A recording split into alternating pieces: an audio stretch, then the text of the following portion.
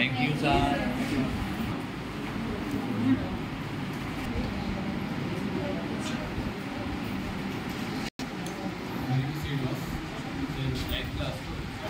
చిత్రలేఖం చెప్పడానికి నేను మీకు చిత్రలేఖనం చెప్పడానికి ఈరోజు మీకు క్లాస్ రావడం జరిగింది. ఇప్పుడు వెంకటేష్ మనకు ఒక శ్లోకం చెప్తారు, మీరు అందరూ అనాలి.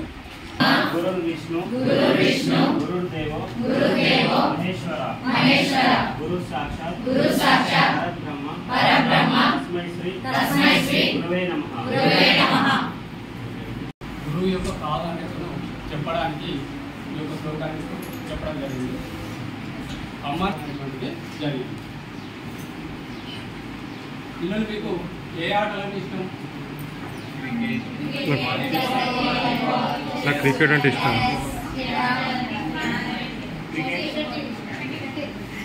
దాని గురించి ఈరోజు మీకు చాలా చక్కగా వివిధ పద్ధతుల ద్వారా మీకు ఆ యొక్క వ్యాపారం గురించి చక్కగా నేర్పించారు.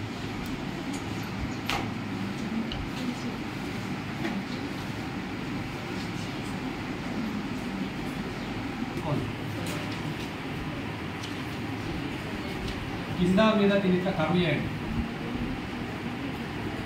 చేశారా? కర్వ్ చేయండి. పైన రెండు నిలువు గీతలు తీసుకోండి.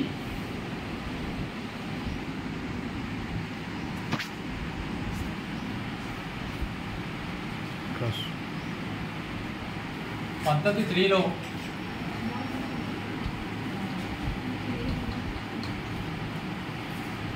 తీసుకోండి.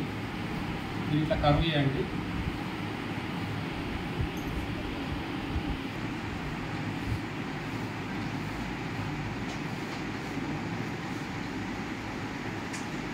అయితే బ్లాక్ బోర్డ్ కోసం చార్ట్ వేసి తీసుకొని వచ్చాను. చార్ట్ చూపిస్తాను.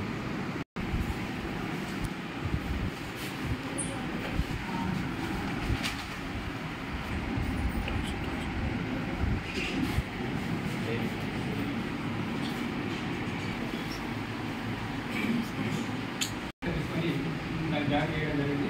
రౌండ్గా ఒక బాల్ తీసుకోవడం జరిగింది. రౌండ్గా తీసి తర్వాత 6 స్టెప్లో వివిధ రంగులు వేసి ఈ యొక్క బ్యాట్ బాల్ను చిత్రించడం అనేటువంటిది జరిగింది. ఇంకొకటి క్రికెట్ అనేటువంటిది ఈ యొక్క యువతలో చాలా లోతు ఉన్నటువంటి మనం చూస్తూ ఉంటాం. ఏది మా జట్ట గెలవాలని చెప్పేసి మా ఉంటాం. ఇంకొకటి ఈ క్రికెట్లో మనకు 3 రకాలు మీ అందరికీ తెలిసి కాదు. టెస్ట్ క్రికెట్ అని, వన్డే క్రికెట్ అని, T20 క్రికెట్, లేదా 20 క్రికెట్ అని. ఇప్పుడు చాలా ట్రెండ్గా T10 కూడా వస్తుంది.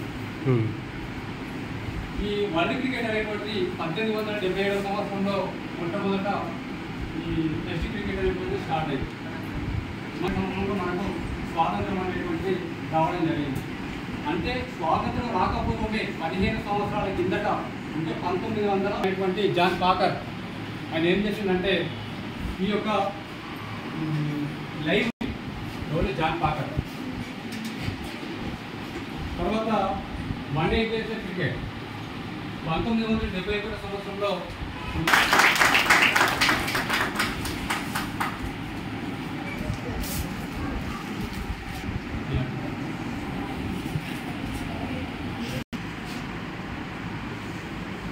వైట్ బాల్ ఎందులో వాడటం తెలుసా మీకు?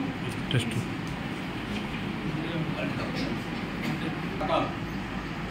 అంటే మనం 2 రకాల కర్రలతో బ్యాట్ చేస్తాడు. ఒకటి వచ్చేసి ఏంటంటే కాశ్మీర్ విల్లా, రెండోది వచ్చేసి ఇంగ్లీష్ లేదా వైట్ విల్లా. వీటితో ఈ బ్యాట్ అనేటువంటి తయారు చేస్తారు.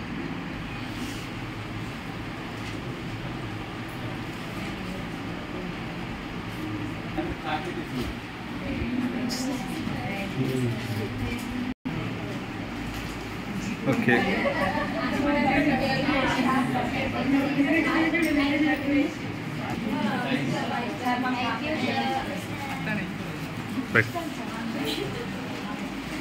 Thank you, sir.